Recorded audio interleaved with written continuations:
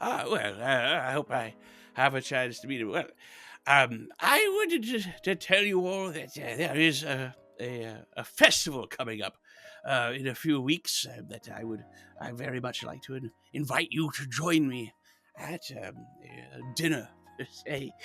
But I have not encountered anyone else here in Knoxville that I have previously known, and is a first for me running into Wit, and I would very much like to celebrate it. So, as he is speaking, there is a sort of a gasp from a few people nearby just walking past, and as you turn to see what they're looking at, they're gazing upwards.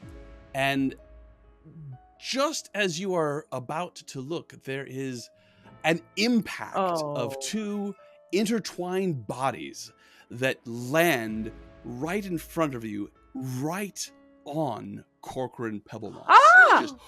Just, in a moment, he was there and then gone.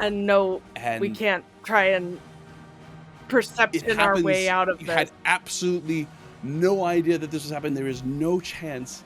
In mid-sentence, he is crushed. Everyone freezes, and there's a sense of absolute shock that is frozen everybody in this courtyard as they look at what has just happened. This two individuals that have landed right here.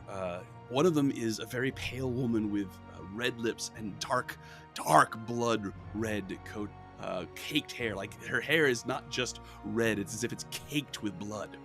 And she has a sword actually in her body.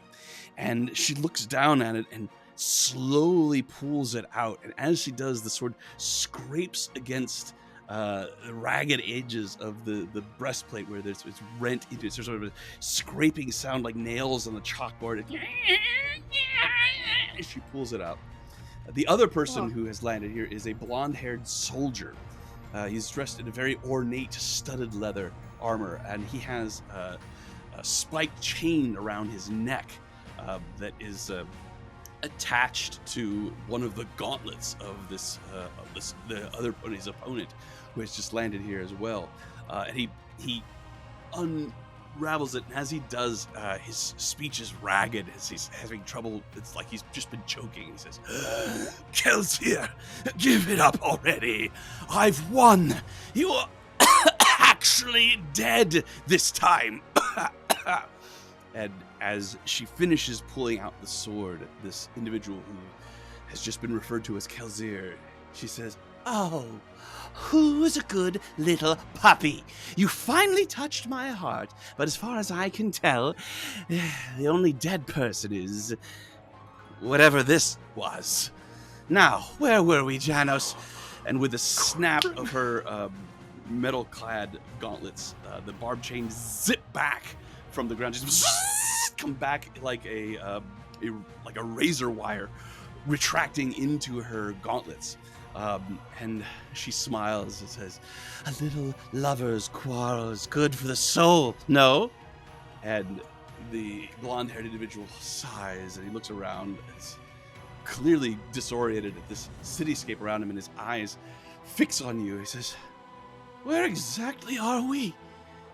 And as he is saying that, gargoyles wearing the armor of the Nixian Guard begin to appear on the buildings around you, and one of them shouts, pointing at these two, and says, "Arrest them!"